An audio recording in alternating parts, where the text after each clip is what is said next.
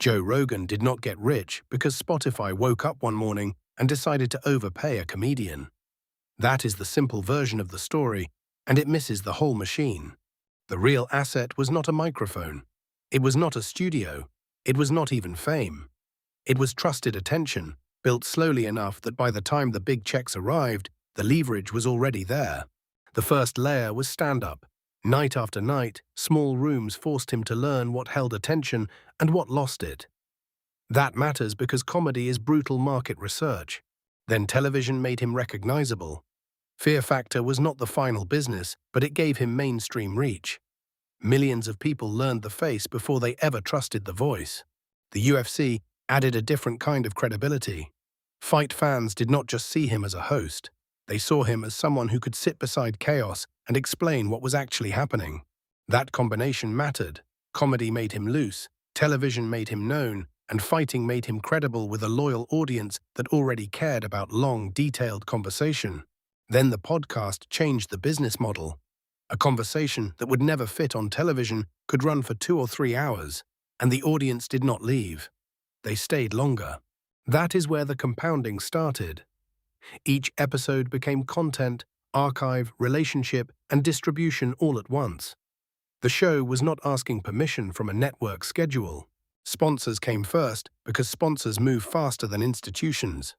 If a show can keep attention and move behavior, advertisers will test it before the old media world fully understands it. YouTube made the flywheel visible. Clips traveled further than full episodes. Moments became discovery. Discovery became subscribers. Subscribers became negotiating power.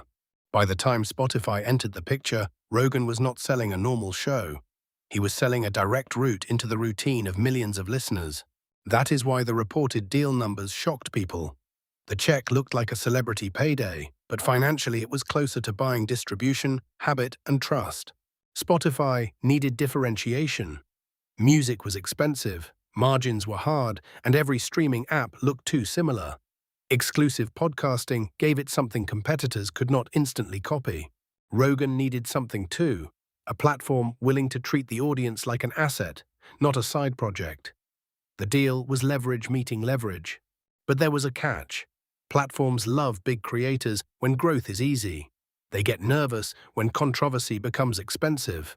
The same attention that creates value can also create risk.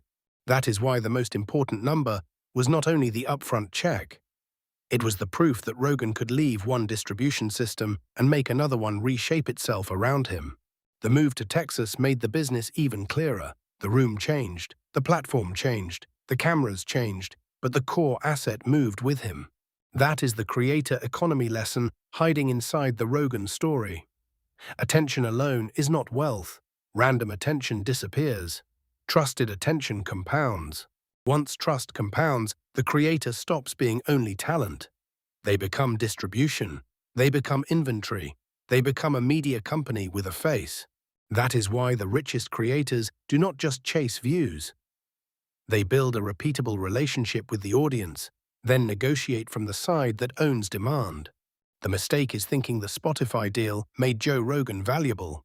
The better answer is that the deal revealed value that had already been built over years. So the money story is not just comedian gets paid. It is build trust, own distribution, survive platform risk, and make companies bid for access to the audience you created.